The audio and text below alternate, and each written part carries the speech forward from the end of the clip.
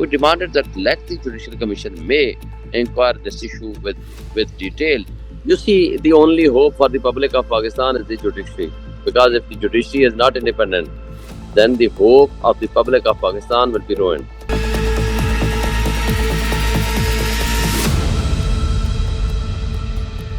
Hello and welcome to DawnNews English. Mr. Shoaib Shaheen from Pakistan Tehreek-e-Insaf, or I should say that he's from Sunni Ittihad Council, whatever you may say. But after the press conference of DGISPR yesterday, things have dramatically, I would say, on the political arena. The discussion now is whether PTI is going to ever have a negotiation with the establishment or not, and whether the establishment really wants that negotiation, because the presser itself was self-explanatory, where everything revolved around 9th May. So let's ask Shoaib Shaheen what Pakistan Tehreek-e-Insaf thinks about the press conference. First, I would like Shoaib Shaheen that you would express yourself in the press conference of DGISPR. You see, it was a political statement. It was not the statement of ISPR. Establishment or our army is bound to have a safety and security of Pakistan and Pakistan borders. They are not. They are violating the oaths given in the Constitution. They are involved in the political affairs, and their statement was the result of, you can say, the result of lies. Also, on one side they are saying that we are the complainant, and the other side they are saying that we are witnesses, and on third side they say that the punishment should be given, being the military officers, so no one can be a judge of his own cause. They are acting in violation of the Constitution. They are acting in violation of the principle of natural justice, which is not permissible. You see, what happened in 9th May? What were our submission? We demanded only Judicial Commission. So why the Judicial Commission may not be constituted? And the judiciary must take care of all these things. And what happened on 9th May? The most popular leader, Mr. Imran Khan, was abducted or kidnapped, or you can say he was arrested by the Rangers or by the SSG commandos. When the Chief Justice, Islamabad High Court, summoned the NAB, that under what authority of law you have abducted or kidnapped or arrested him, because you were not there, the only Rangers were there. They said that we have issued an application, submitted an application to the Secretary Interior, who was authorized to summon the Rangers and to arrest them. Such kind of letter was not received by them. So on whose authority Mr. Imran Khan was kidnapped? Number two, what was the reason to kidnap him or arrest him, especially when he was in the custody of the High Court, and he had filed an application for bail, which was subsequently it was declared that his arrest was his kidnap was illegal and unconstitutional by the Supreme Court of Pakistan. But one thing which happened is that the CCTV footage was stolen by those Rangers or so-called Rangers, and that has not been given so far to the High Court. So not only this, but you see how planning was made, and more than 10,000 persons were, our workers were arrested. More than 16 persons were killed by the law enforcement agencies. So that was a thing which we can say that not a single bullet was fired by our workers. How can say that when we are the victims of that incident? And again, the blame and the allegations have been leveled against us. So we demanded that let the Judicial Commission may inquire this issue with detail. So Mr. Shoaib Shaheen, you do agree that PTI supporters were there to protest on 9th May against the arrest of Imran Khan, right? But what you do not agree upon is what happened on that day, the type of violence that occurred, how the military installations were being attacked was not part of PTI's protest. Yes, this is my submission. In the way the arrest was made, it was just to provoke the persons, and our workers only came out for the protest, and the protest was lawful and peaceful, and this was the only intention was to save the Khan Saab's life. And you see, in the morning, according to the vlog and the statement of Mr. Imran Khan, he only said that if only a warrant is shown to me, I will give my arrest without any resistance. So why he was not shown the warrant of arrest? Why he was not arrested in a proper way? Okay. So Just in the press, because there has been a lot of discussion around whether there has to be is there going to be a dialogue between the establishment and Pakistan Tehreek-e-Insaf? But after the presser, where the DGISPR was very clear that there should be an apology, unconditional apology on 9th May. And of course, want to move forward like a political party.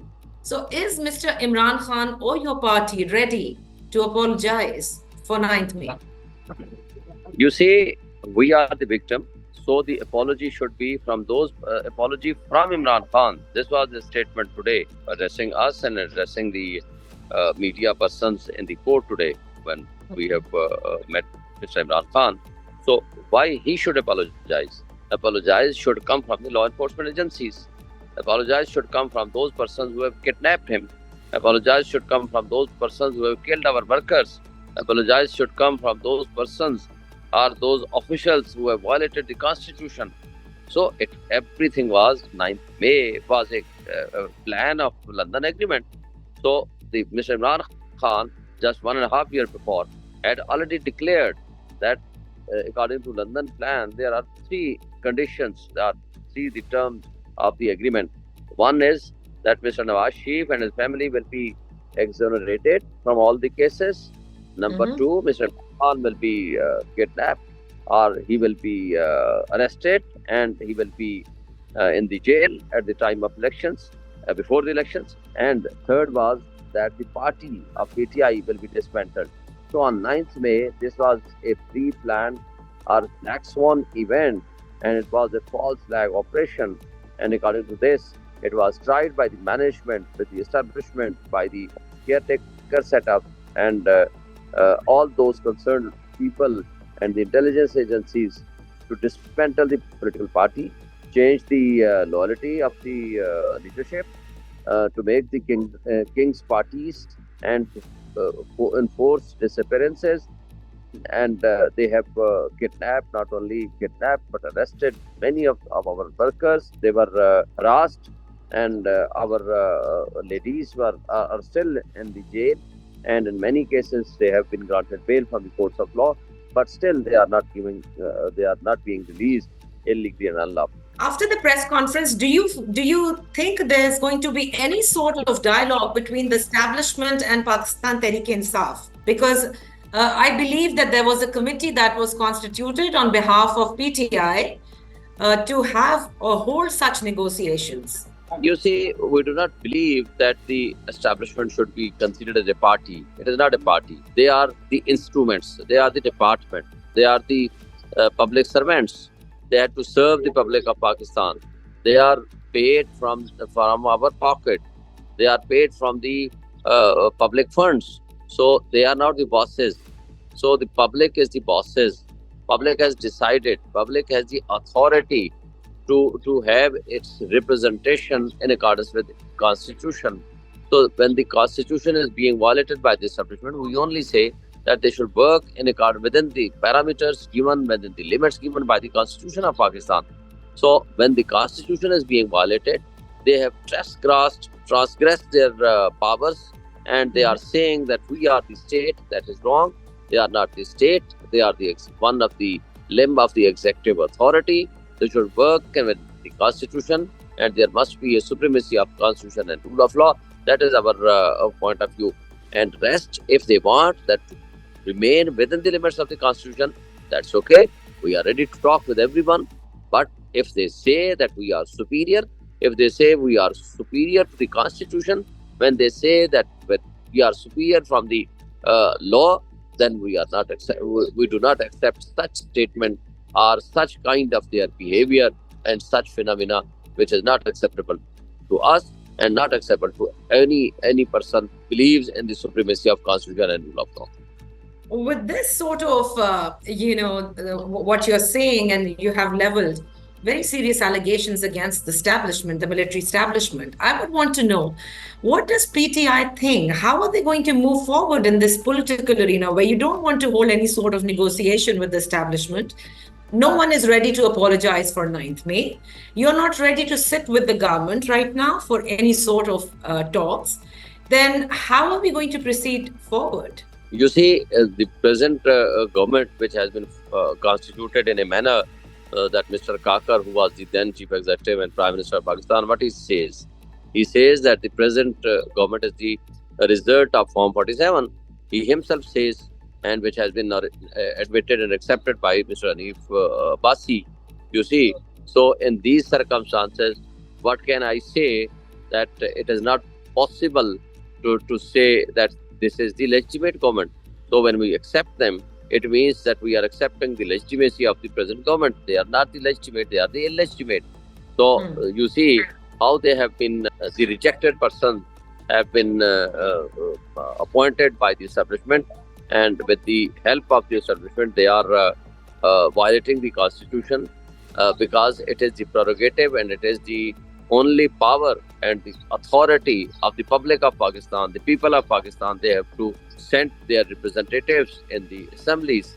But when the persons who have been rejected by them, they have been appointed by them to form a government of Pakistan. So that is the actual federal government or the provincial governments, Punjab and the Sindh.